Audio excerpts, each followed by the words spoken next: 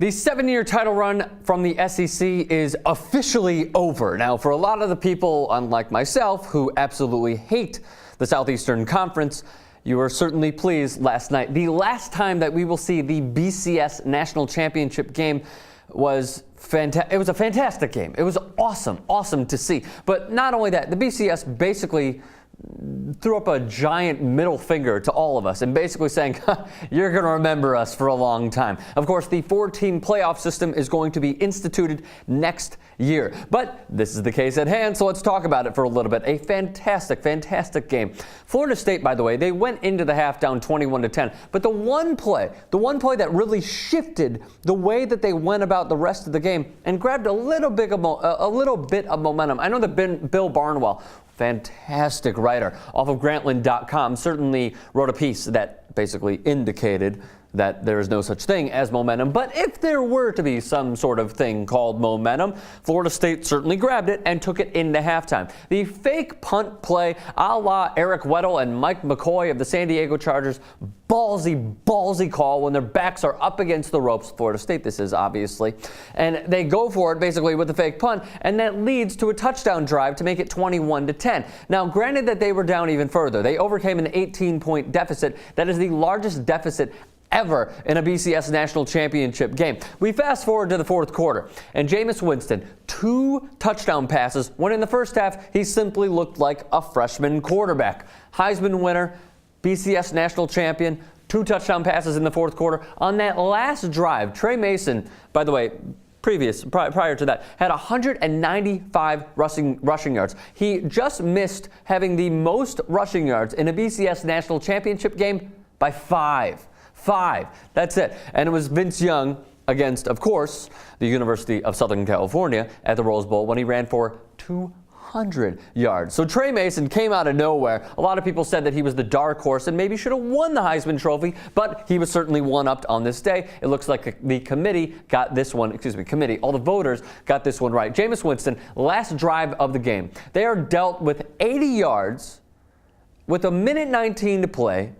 He goes 6 of 7, leads them all the way down for a touchdown with Travis Benjamin, who is 6'5". A nice pass, as Kirk Herbstreit pointed out. Get it up to your tall receiver, let him make a play. He certainly did on a 5'10" corner. It shows you how much resilience Jameis Winston has. And I'm not trying to be one of those pundits that are basically going, the motor and the resilience. And like, no, we're not going to say that. But here's what we will say. Jameis Winston showed, not to be cliche, but the heart of a champion. I don't even know. But basically, here's what I'm saying. It takes a lot, not only for a freshman quarterback who leads his team the way that he did this entire season, when their average points per game average of points per win, I guess you could say, in my Indiana University way of putting it, was about, I think, 42.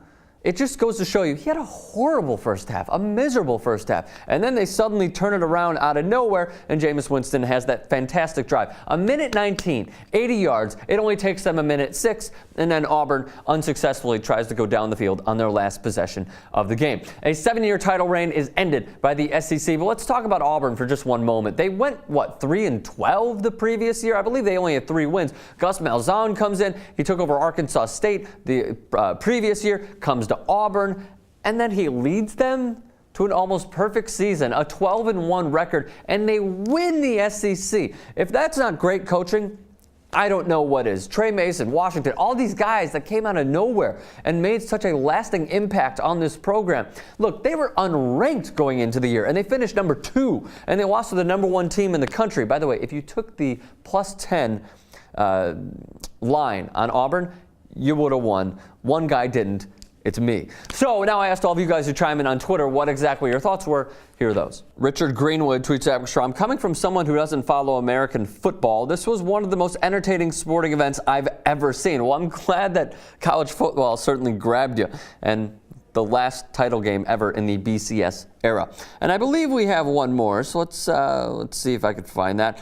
John H. tweets at Rick Strom, I no longer have a grudge towards Auburn for beating my Ducks a few years back. Glad Auburn lost. Great run FSU. Yeah, it was a fantastic run. By the way, Auburn went 12-2, so I apologize for that. They went 12-2. But either way, a fantastic turnaround. They won the SEC championship game, unranked going into the year, and then they blow the lead. Yeah, I certainly thought that they would do much better. I thought that they would win, but the plus 10 margin, I hope you guys took it. I did not. So what do you guys think about the BCS National Championship game? Leave a thought in the comments section below, and do me a favor, subscribe to TYT Sports.